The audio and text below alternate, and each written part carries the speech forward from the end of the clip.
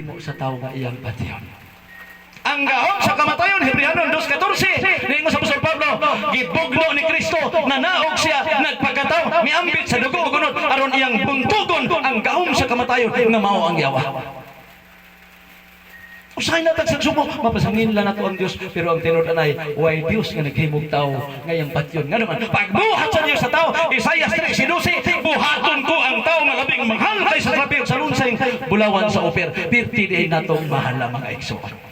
Unang ang Diyos, kung ang tao mamatay, nasiyang kamot, muhilak man gani, tanawan yung Juan 11:35, Jesus with, si Kristo, ang Diyos nga nagpagkatao, mihilak. Ang una sa uban nga mihilak si Kristo tungod kang Lazaro namatay. Pero igsoon ang tinod ang nagihilak kaniya tungod sa mga igsong Lazaro nga pag-abot ni Kristo niingon ang mga igsong Lazaro matod pa nga, you are late. Ulahi na ka. Kung dinhi pa lang uta ka, di unta ni mamatay ang among igsoon. Nihilak si Kristo. Kaya yun, mutuo lang di na ako, pero wala ko di mo mutuo. Muni gihilakan ni Kristo mga igsoon. Busa samtang si Kristo mahilak, wa man mahilak ang Lazaro, kay nahibaw siya nga si Lazaro insured ang iyang kamatayon. Nihilak siya tungod kay ang buhi kulang og pagtuo sa Ginoo. Masahay, ambot lang kung naka-experience mo mga isunan, ingon nga Kristohanon, gidid-an man kita nga magpatambal ni anang mga kana bang siya nakabantay ka na.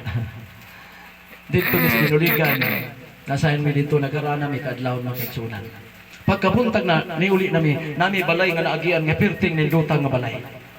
Unya igitanaw na ko murag abandono biniyaan. Nangutan ako mga igsoon kung kinsa maning balay nga murag nindot pa man kay ni gibiyaan man. Siya ang tagiyaan na Brad, katong balay atong nagian dito nga naghapit atop-atop na nagtrapal, nya nagbumbong og trapal. Kuha? Nya kini di ay nganong ilang manigibian nga kanindot ning balaya. Insya ni ingon manggo mananambal nga hawa na mo inyong balay kay gipuy-an ni kanto. Biyain ninyo ni. Pagkapaita, imbis ikaw nagpapanday, ikaw naggasto, ikaw untay mo puyo. Puy-an na ng kanto ni layas na hinuuntuan na nagtabil-tabil na nagtrapal. Nga naman, kay nito sa gisulti. Ako sa among balay mga igsoon, kanang muhawa mi dito, matingala ang mga tao. Ano man, wa mi dito, nakaop ang plangka. Mahibulong sila. Kay musiga ang suga. Bisag wa mi diha, nagtuo sila nanguli mi. Makadungog pag yun sila sir, mag-istoryahanay dito sa balay. Pagkahibalong, wala mi. Ang katong nagbalay sa mong tapat, sukad, nasunog. Wa na yun mo balay ang utro. Ano man, mahadlok kay na mag-istoryahanay sa among balay, bisag wa mi diha. Ningon sila, Brad, kanang inyong balay ba? Ug ako ninyo hawa mo diha ba kay gipuy-an og dili ingon nato. Kinahanglan kina sila. Pero delikado ang sulong watong pagtuo before ta mamatay wa ta kandam kawaton unya sa kaaway. Ingon ako abi ninyo kanang akong balay temporary na di kina mo'y balay nako. Ako nang gibalay, di na ko magbalhin-balhin kay wa kay gasto. Regalo ra nas makaigsunan. Human sa bagyong Pablo pag uli na mo, nakahila ko sir naman, naana ng balaya, regalo na at sa mua. Sila pagay nagdaog mga andam dito. Di ko kalimot, Disyembre 21 ni atong 2012 human ang bagyong Pablo. Nihila ko igsoon kay hurot man akong mga tanong di taras mong kayo, pag uli na mo, naaday giandam sa Ginoo. Di na ko na biyaan nga naman regalo na namo. Nagtanom kog talisay diya sa duol sa among balay para palandong. Siya kanang talisay Brad mao gyud nay nakaamong. Mao gani na nakaamong no. Pero wala sila mga batasan nga naman ang akong balay nako nagtanom kog talisay pwede sila mopuyo dito nganong moadto man sila sa balay namong amo amana. Basta nilang ilogon ang among poder. Maniwan ako nga pagkasayang kung ang atong pagtuo mawala tungod kay madala ngadto nila. Una Juan 5:4, ang gianak sa Dios ibawas yuta mo daog ug ang pagdaog mo kini ang atong pagtuo. Muna kasi Ezekias mga igsoon pagkadungog niya ang iyang gibuhat kay suod pa sa Ginoo miluhod pagluhod niya tubang sa bungbong serkapya. Pagatubang niya ang iyang gihimo, nihilak siya og nag-claim sa iyang pagtuo. Abi ni igsoon ang iyang pagtuo automatically paghawa na Isayas ang Diyos mingon.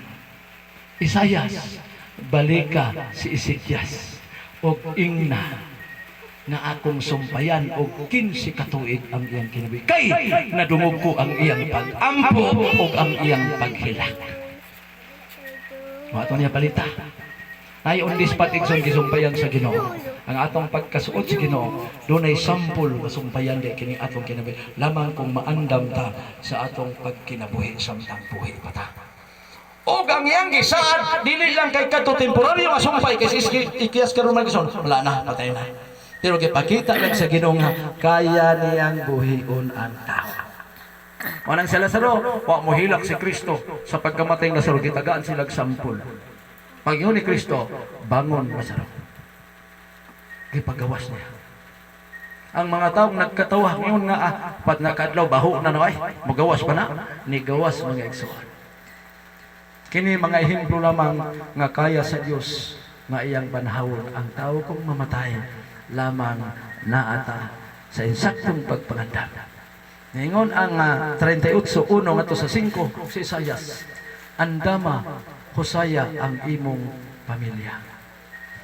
Kay usay mga igsunan kining pamilya nga atong matalikdan og dili gani mahusay daan labi na ay mga kaptangan bisag ginagmayra ang mga anak usahay. Gawas sa pamilyang Tampipi kay murag wani sila magkasinabtanay ra siguro sila. Pero dunay mga pamilya mga igsoon pareha sa among ani Mrs. ni aman si Mrs. dili magini malimol. Kay Tracy man ni sila kabuo.